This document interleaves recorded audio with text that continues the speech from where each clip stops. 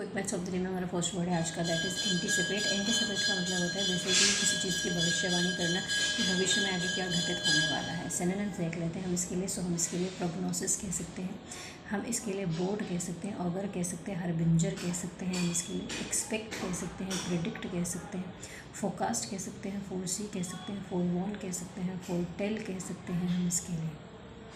Okay जी। और हम इसके लिए जो कह सकते हैं प्रीमोनिशन भी कह सकते हैं। हालांकि प्रीमोनिशन वर्ड ऑफ स्पीच में नाउन होगा और इसका मतलब होता है किसी बुरी घटना का आभास होना इसी के लिए। ठीक है जी।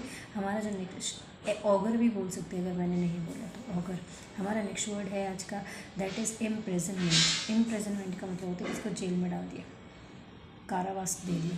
तो हम इसके लिए कह सकते हैं इनकार्सरेशन कह सकते हैं, डिटेनमेंट कह सकते हैं, कस्टडी कह सकते हैं, हम इसके लिए कन्फाइनमेंट कह सकते हैं, इम्पाउंडमेंट कह सकते हैं, हम इसके लिए लॉकअप भी कह सकते हैं। हमारा नेक्स्ट वर्ड है आज का, दैट इज़ एम्बार्गो। ये नाउन और वर्ब दोनों की तरह काम करता है। इसका मतलब होता है बेसिकली किसी चीज़ पे आपने लिमिट सेट कर दिया या रोक लगा दी है बेसिकली। सिनोनिम्स देख लेते हैं हम इसके लिए। सो हम इसके लिए एक तो कैप, इट वर्ड होता है। कैप का मतलब टोपी होता है ना, एक मतलब तो, और कैप का दूसरा मतलब होता है किसी चीज़ पे ढक्कन लगा दिया यानी उसको रोक दिया, तो हम इसके लिए कैप बोल सकते हैं। फिर ये सब कोर्स हम इसके लिए स्टॉप कह सकते हैं, हिंडर कह सकते हैं, थ्वाट कह सकते हैं, थ्रोटल कह सकते हैं, स्टीमी कह सकते हैं, प्रिवेंट कह सकते हैं, कंटेन कह सकते हैं, रिस्ट्रेन कह सकते हैं, कंस्ट्रेन कह सकते हैं, हम इसके लिए चेक कह सकते हैं।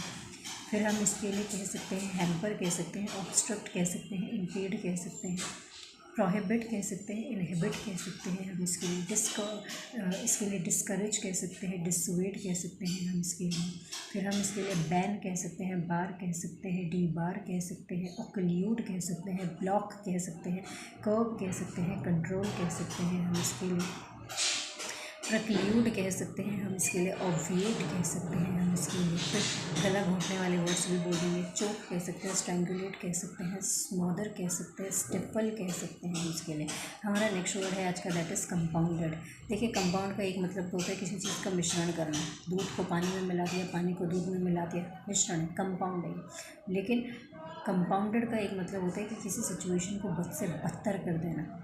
एक्सरसोबेटेड कह सकते हैं, अग्रावेटेड कह सकते हैं, हम इसके लिए वर्सेंड कह सकते हैं। फिर आपने किसी चीज़ को किसी बुरी चीज़ को और बढ़ा दिया है तो हाइटेंड कह सकते हैं, ऑगमेंटेड कह सकते हैं, एम्पलीफाइड कह सकते हैं, इंटेंसीफाइड कह सकते हैं आप इसके लिए।